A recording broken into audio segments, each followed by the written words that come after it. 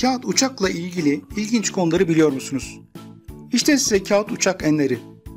En uzun zaman.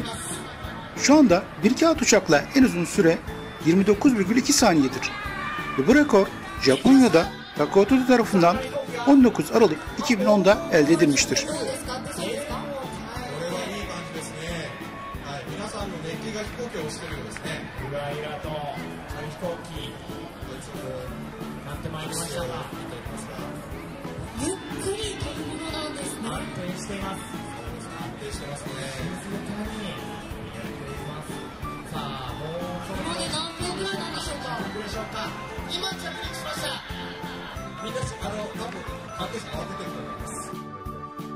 En uzun mesafe.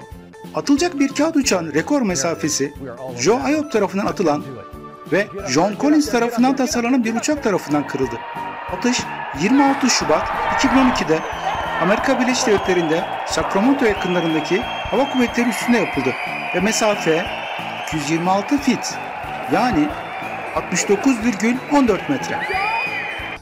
En yüksek irtifa atışı. Fox Valley kompozit filosu ABD'nin Illinois eyaletindeki havalimanından bir helyum balonu fırlattı. 29.424 metrede balon patladı ve kağıt uçak yere düştü. Uçuş 2 saatten biraz fazla sürdü. Bu görev öğrenciler için bir bilim, teknoloji, mühendislik ve matematik projesiydi. En büyük kağıt uçak 28 Eylül 2013'te Almanya Braunschweig Teknoloji Enstitüsü'ndeki öğrenciler ve çalışanlar tarafından yapıldı. Kağıt uçak 8,10 fit yani 2 metre 47 santim yüksekliğinde bir platformdan bir uçak hangarından fırlatıldı ve 59 fit yani 18 metrenin biraz üzerinde uçtu. Kağıt uçağın yapımı 14 kişinin inşasıyla 1200 saat sürdü.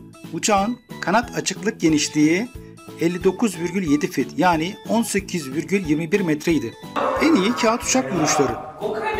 6 Ocak 2010'da Fumihiro Uno kağıt uçağı 3 metre mesafeden bir kovaya fırlattı. Hedefi arka arkaya 13 kez vurmayı başardı. Böylece bir kağıt uçakla bir hedefi en çok arka arkaya vurma rekorunu kırdı.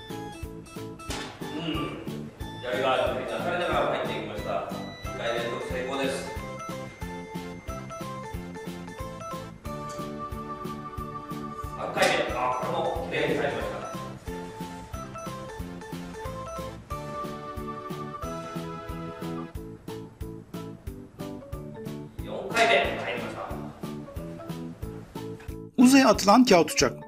Uzaya fırlatılan bir kağıt uçağın nasıl uçacağını hiç merak ettiniz mi? İşte Japon astronot Takuya Onishi'nin uzay mekiğine bir kağıt uçak fırlattığı video.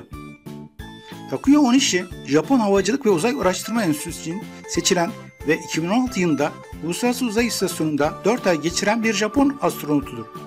Onishi'ye Japon deney modeli uzay laboratuvarında bilimsel deneyler yapma fırsatı verildi.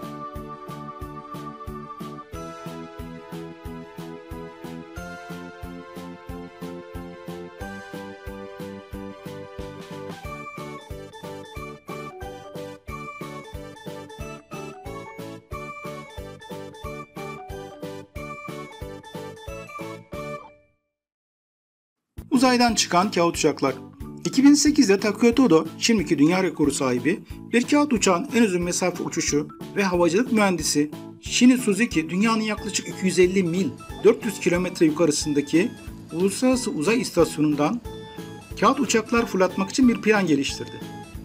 Plan sonunda bir kenara bırakıldı ancak Tokyo Üniversitesi'ndeki hipersonik bir rüzgar tünelinde 7 santimetre uzunluğundaki bir kağıt uçağın bir prototipi Mach 7 hızlarına 200 santigrat derece olduğu bildirilen sıcaklıklara 10 saniye boyunca dayandı.